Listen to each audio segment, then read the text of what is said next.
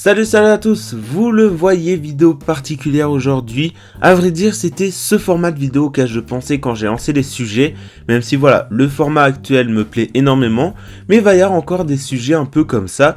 Et du coup, aujourd'hui, je voulais vous parler du sujet de la mort dans les mangas. Et à vrai dire, cette vidéo, j'ai eu l'idée juste avant en tournant le Manga Times, donc sur To Your Eternity. Je me suis dit, il y a vraiment énormément de choses qu'on peut dire sur la mort dans les mangas, même s'il y a un manga un peu particulier que je laisse encore dans la manga tech pour, on va dire, une prochaine vidéo, un prochain sujet sous ce format. Et du coup, pour illustrer mon propos, j'ai sélectionné 5 mangas, donc j'ai pris le premier tome de chacun. Du coup, vous les voyez plus dans la manga tech. Et du coup, j'ai pris 2 seinen. C'est donc Dodoma et One Punch Man. 2 seinen un peu particuliers, on va dire, avec des approches de la mort différentes. Et j'ai aussi pris des shonen qui sont donc sur ma droite. Il y a Greenward, que je vais passer immédiatement en seinen parce que c'est un shonen, mais je considère pas que ce soit vraiment un. Du coup voilà, je préfère le mettre ici. Après il y a One Piece et il y a bien sûr le To You Eternity, donc le manga un peu qui m'a donné envie d'essayer de faire cette vidéo. Du coup voilà, je vais parler aujourd'hui de la mort dans les mangas. Il y aura du spoil dans ces 5 mangas et même dans d'autres mangas probablement, mais je pense que ça peut être un format de vidéo vraiment très intéressant. Du coup, on va partir dans un ordre un peu chronologique, je pense.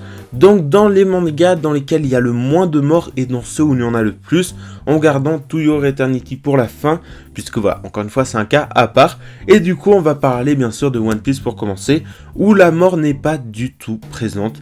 Donc One Piece, Naruto, Dragon Ball, c'est pareil, il n'y a pas la mort dans ces mangas, tout simplement parce que le personnage principal préfère laisser partir, on va dire, son adversaire pour pouvoir se rebattre contre lui dans le futur quand ils auront tous les deux progressé. Et du coup, on va dire, il n'y a pas cette notion de mort, même si par exemple dans One Piece, elle y a 2 reprises.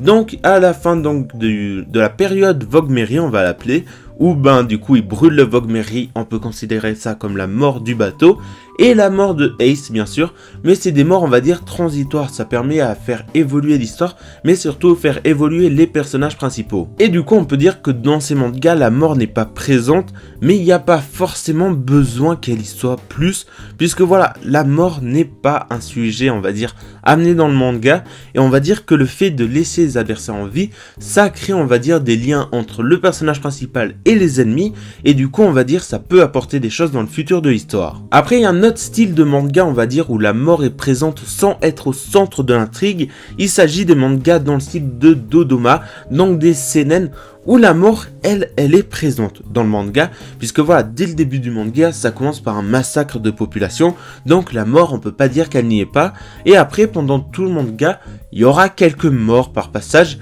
mais sans trop, on va dire, abuser, et puis à la fin, va y avoir une fin totalement ouverte, où voilà, on va pouvoir imaginer si les personnages en question, je dis pas lesquels c'est, sinon ça spoilerait trop, mais on va pas trop savoir s'ils meurent ou pas.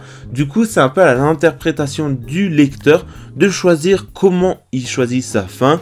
Donc voilà, c'est un type de manga où la mort est présente sans trop l'être, on va dire, mais sans, on va dire, l'être de façon intense, sans l'être, on va dire, de façon définitive, puisque voilà, vous pouvez choisir si les personnages en question meurent ou pas.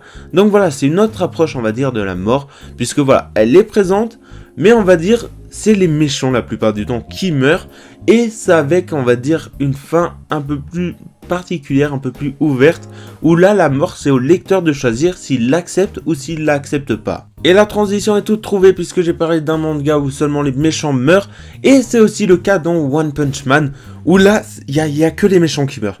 La mort est présente pendant tout le manga sur les méchants, et voilà, vraiment, c'est un autre style, on va dire, d'histoire, puisque voilà, la mort, on y est habitué du coup dans l'histoire, puisque voilà, les méchants passent leur temps à se faire exploser en morceaux et à mourir.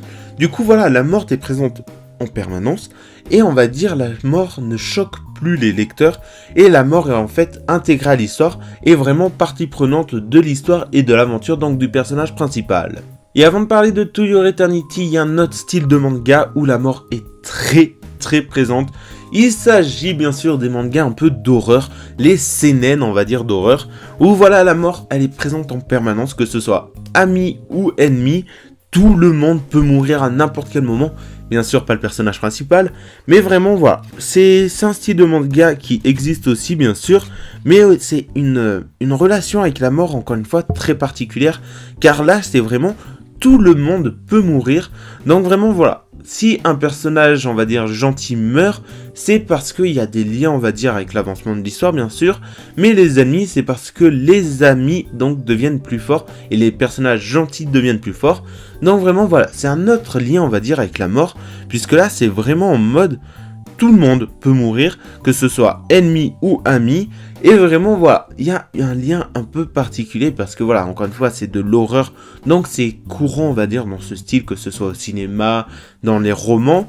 Et vraiment, voilà, c'est un type vraiment particulier car tout le monde peut mourir. Et vraiment, voilà, l'histoire avance avec la mort qui est en permanente présente sur manga. Et voilà, c'est vraiment un style un peu à part où la mort est un peu poussée à son extrême. Mais ce dont je voulais principalement vous parler dans cette vidéo, c'est de la notion de mort dans To Your Eternity.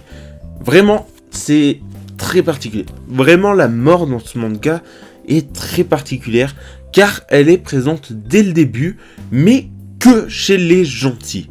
Je sais que ça va être un spoil pour quasiment tout le monde, mais la mort dans To Your Eternity est présente dès le début, dès le premier tome, mais que du côté gentil, puisqu'il n'y a pas à vrai dire de méchants dans le manga, mais voilà, les gentils peuvent mourir à n'importe quel moment, donc on va dire, on s'attache pas au personnage. Et c'est vraiment un lien particulier qui est créé entre le lecteur et les personnages grâce à la mort au milieu, puisque voilà, on peut pas s'attacher trop au personnage des mangas, à part bien sûr Im qui lui est un immortel, d'où le nom de Im d'ailleurs, et voilà, vraiment, tous les personnages peuvent à un moment mourir, à un moment passer donc de l'autre côté et ne plus exister dans le manga, donc vraiment c'est un lien très particulier, puisque le manga n'épargne personne, donc voilà, c'est très particulier comme notion de mort dans un manga, puisque voilà, tout le monde peut mourir, plutôt tous les gentils meurent, puisque voilà, même les méchants d'ailleurs meurent, mais c'est très particulier comme avancement et comme lien entre le manga et la mort. Mais il y a autre chose dont je voulais vous parler concernant le lien entre la vie et la mort dans To Your Eternity, c'est le fait qu'un personnage qui meurt, on va dire physiquement, peut d'une certaine façon revenir à la vie grâce au personnage principal du manga qui s'appelle Im, ce qui signifie par la même occasion immortel, donc voilà, qui ne peut pas mourir et qui a la faculté de se transformer en ce qui croise on va dire sur son chemin. Donc il peut par exemple se transformer en caillou, en loup, en petit garçon. Donc d'une certaine façon, le personnage qui va mourir dans l'histoire ne va pas vraiment quitter le manga et l'aventure, puisque voilà, le personnage qui est mort va en gros venir s'ajouter au catalogue des transformations possibles pour Im.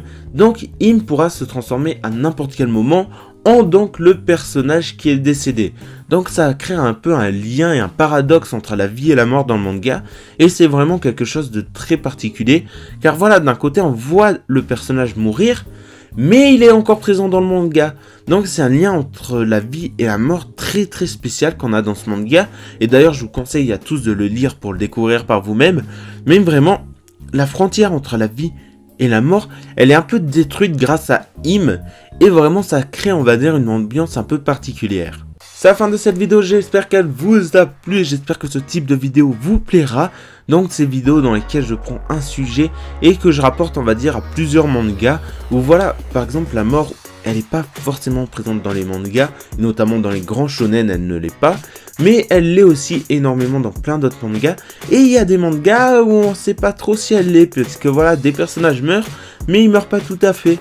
Donc vraiment voilà, je pense que ça peut être très intéressant comme type de vidéo. D'ailleurs n'hésitez pas à me dire ce que vous en avez pensé dans les commentaires.